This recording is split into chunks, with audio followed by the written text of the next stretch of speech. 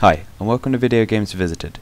Today, we're going to be playing the Atari 2600 port of the popular 1982 arcade game, Joust. In Joust, you control a knight mounted on an ostrich, and the basic premise of the game is you must fly around a series of platforms, fighting off wave after wave of buzzard riders, which are also warriors mounted on giant birds. And as ridiculous as it sounds, it makes for a really good game, and was a really big title for Williams in the arcades. Unsurprisingly, the graphics and sound can't really keep up with the arcade version on the 2600, but it was the gameplay itself that made this such an important game, and I'm happy to say that this is true for this version as well. It's hard to describe how much fun it is just to work your way through the rounds of enemies, fighting increasingly hard buzzard riders, and to keep things interesting from round to round, a few little changes will take place. For example, some platforms will disappear completely, meaning you have to re-evaluate your strategy, and even avoid the lava that's exposed if one of the platforms disappears at the bottom. And once an enemy is destroyed, it'll leave an egg behind. In the arcade version, if this egg settled on the floor,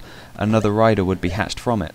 But in the Atari 2600 version, it simply floats around the level, and if left for too long, will hatch in mid-flight. And whilst this is different, I don't want to necessarily list this as a negative point, as it doesn't really impact the gameplay, and if anything, it adds another dimension to an already classic game, especially when it comes to the dedicated egg rounds, which would normally consist of you destroying a series of eggs left on the ground, but now you'll be flying around the map, desperately trying to collect them before they hatch into some powerful enemies. The infamous pterodactyl also makes an appearance, if you're spending too long taking out the enemies on screen, as he swoops in, and if he comes in contact with you, will kill you instantly. In fact, the only thing that's really missing is the hand that comes up from the lava to try and catch your ostrich rider. But it's a minor point and doesn't really take anything away from the core of the gameplay.